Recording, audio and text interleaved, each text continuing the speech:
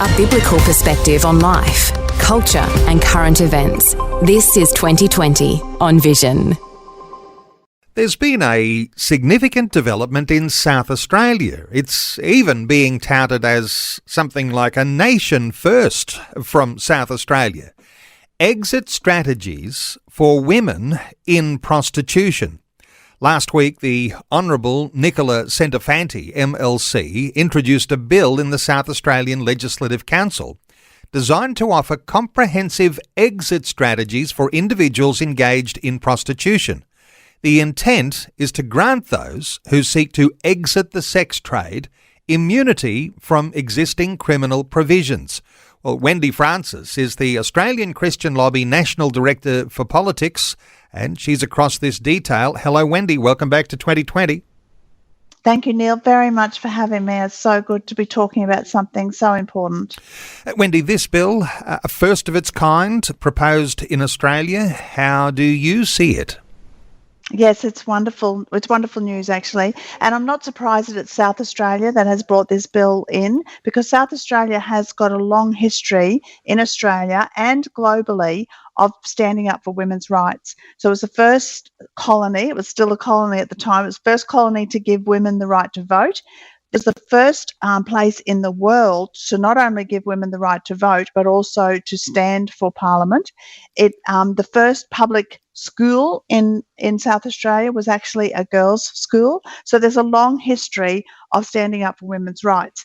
And so it's been in prostitution, in the prostitution legislation area in South Australia. It's been an ongoing conversation as to how we can best support women, and it is mainly women. There are some men in prostitution, but by far and away it's women.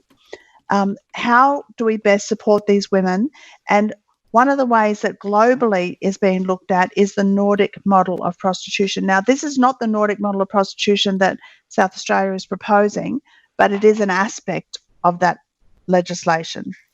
And we might touch on that Nordic model just before we end our conversation, but come back to Nicola Centofanti, and what she's proposing is a strategic exit strategy for people who want to get out of this industry. How important is that provision in this bill?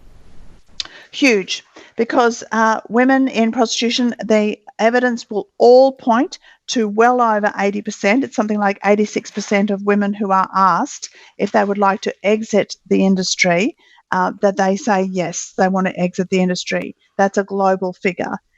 But what stops them is often poverty, but it's also a sense of shame. There is trafficking involved in prostitution. There is certainly a sense of underworld sort of crime. There is an element of that. And so this bill will actually provide exit strategies for women who want to leave the prostitution industry. I'm just looking at my research now. It's actually 89% of prostituted persons want to exit the industry. That's my figure. And so, we're often talking about financial destitution. We're talking about even coercive control, which is part of domestic violence that we encourage people to leave. So this bill will actually provide exit strategies. It will provide the ability to find accommodation, for instance, employment, possibly education, training services, even accessing health and legal services. That's the sort of exit strategies that will be put in place if this bill actually gets voted up. And it's looking really promising that it will. Wendy, let's just pause for a moment to reflect on what public perception of prostitution might be. And in some sense, there'll be some who think, well, women who are in prostitution, well, they're empowered to do so. They're using their bodies for something that they might see as empowering for women, and they might even enjoy being in that industry. What do you think the public perception is like compared to, you just quoted some pretty damning statistics on what people would think about getting out of it. 89%, I think you said, wanted to get out. That's not what a lot of people perceive in their mind, is it? No, people in prostitution are vulnerable people, and it more than ever, it's women. It's not men who are in prostitution. It's women. In Adelaide itself, if you visit the brothels, you find that many of the women in the brothels can't even speak English.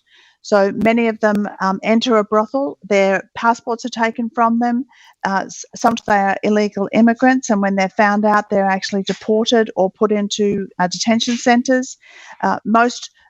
It is not something that middle class or upper class women are involved in. It is vulnerable women who are involved in prostitution. And once they're in, it's very hard to escape, because these women often, to even fulfill what is required of them, they have to drink heavily, or they often take drugs. And so then that habit is really hard to cover financially. And so they get trapped, and they're in this trap that just spirals down and down and down. Their children are often taken from them in terrible situations. And these women are victims themselves. And so, I mean, we see right through the Bible, don't we, Neil, where Jesus actually reached out to women in similar circumstances and lifted them out of that circumstance. Yes, he said, go and sin no more, but he lifted them out. He didn't despise them, and neither can we.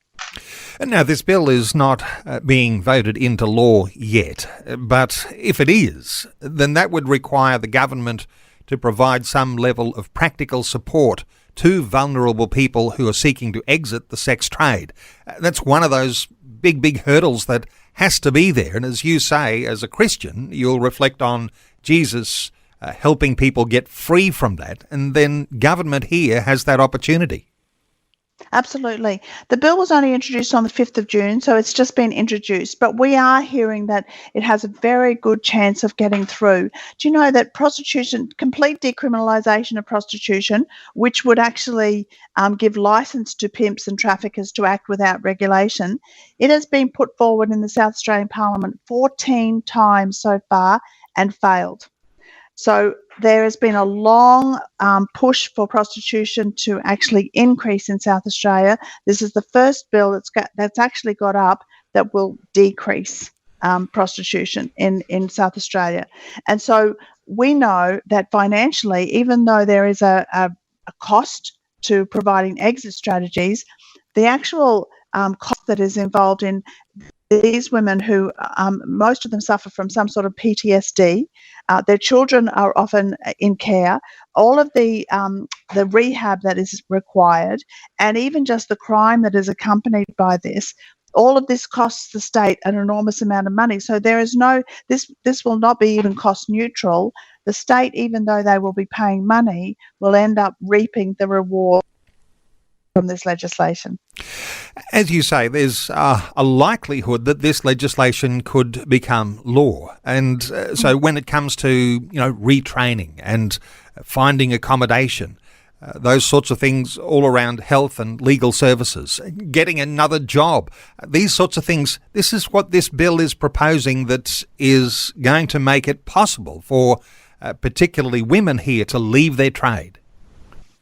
And in other countries, what we've found is the people who step forward to actually give those services and help these women are people like the Salvation Army. So often they're these Christian organisations that step forward and say, we will be there for you. In the same way that people sometimes who exit jail, there are organisations that step forward and say, we will be there for you, we will help you so that you don't go back into that same situation. And so often what we've found globally, it is organisations like the Salvation Army that put their hand up. They receive funding from the government to be able to provide these exit strategies, but they do so in a wholesome way, pointing people back to the love of God. Wendy, while we're almost celebrating, maybe a bit too premature to celebrate because, this is not law yet, it's just a bill, but it's going to be debated in South Australia. And we know that prostitution laws differ around the nation. What does this mean? If this gets across the line in South Australia, what might that mean for other states and territories who are also looking at prostitution laws?